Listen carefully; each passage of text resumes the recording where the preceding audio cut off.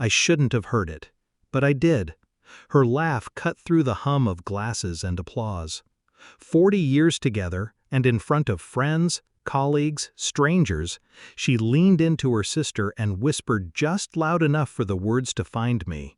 He's just an old part. Worn out, replaceable. The knife slid in clean, no hesitation. I put my glass down and left the room without saying a word. When I met Clara, she was all ambition and light. I was the one with a plan, the one who could see 10 moves ahead. She liked that about me. Or maybe she just liked where it could take her. We built everything together, or so I thought. The company, the reputation, the carefully polished life. I thought love was the foundation. Looking back, it was leverage. I gave her my best years. She gave me her smile in public. In private, I now realize she kept an eye on the exits. The whispers had been there for months. Papers she signed without showing me. Late-night calls she took in another room. That brittle cheerfulness she wore when she came back into bed, smelling of champagne and perfume. But I buried the doubts. I told myself it was paranoia.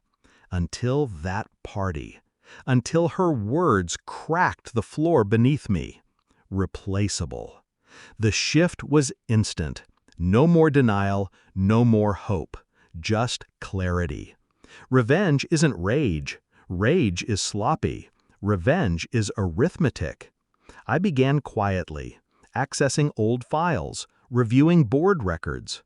The company was mine long before her family's name was stamped on the letterhead, but somewhere along the way, she'd begun rearranging signatures, aligning herself with directors who owed me nothing. She thought I was distracted. She thought age meant weakness. What she didn't see was that I had been waiting, watching, recording every misstep. I pulled in favors, old allies, men and women who remembered when I built this place from nothing. Slowly, I moved the pieces back into my hands. Silent transfers of power, clauses activated, loopholes sealed. Every smile I gave her at breakfast was another nail hammered into the coffin she didn't know was waiting. Friday, she kissed me goodbye before heading to another fundraiser. She didn't notice I never said "see you tonight." Saturday, I met with the chairman. Papers were signed, a decision was made. Sunday, I let her believe I was sulking, licking old wounds. She offered me a pat on the shoulder, rehearsed sympathy, and went back to her phone.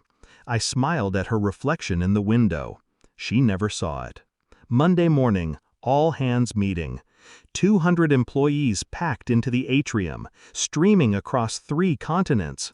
Clara arrived late, heels clicking, confident in her place at the center of it all.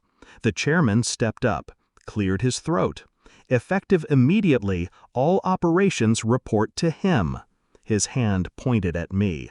The silence was delicious. Her head whipped toward me, confusion flickering, then panic. She searched my face for mercy. I gave her none. Murmurs rose. People glanced between us, piecing together what had just shifted beneath their feet. She tried to speak. This must be a mistake. But the chairman cut her off. It's no mistake. Her world tilted in real time. I watched the calculation in her eyes, 40 years of careful staging, crumbling in seconds. She wanted to scream, but she knew better. Not here, not now. I didn't move. I just met her gaze, calm, steady. Let her see the quiet blade I had been sharpening all along. By the time the meeting ended, her calls were already going unanswered. The allies she thought she had built had evaporated. Contracts dissolved, accounts frozen. She walked out of that room a ghost, stripped of everything except the memory of mocking me. That night, she tried one last plea. Why? After everything we built, why would you do this to me?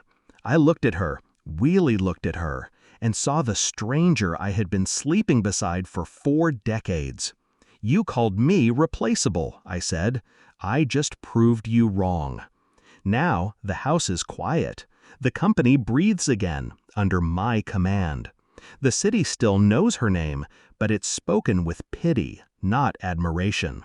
Do I regret it? No. Regret is for those who doubt. I gave her 40 years. She gave me betrayal. And in the end, she learned the truth.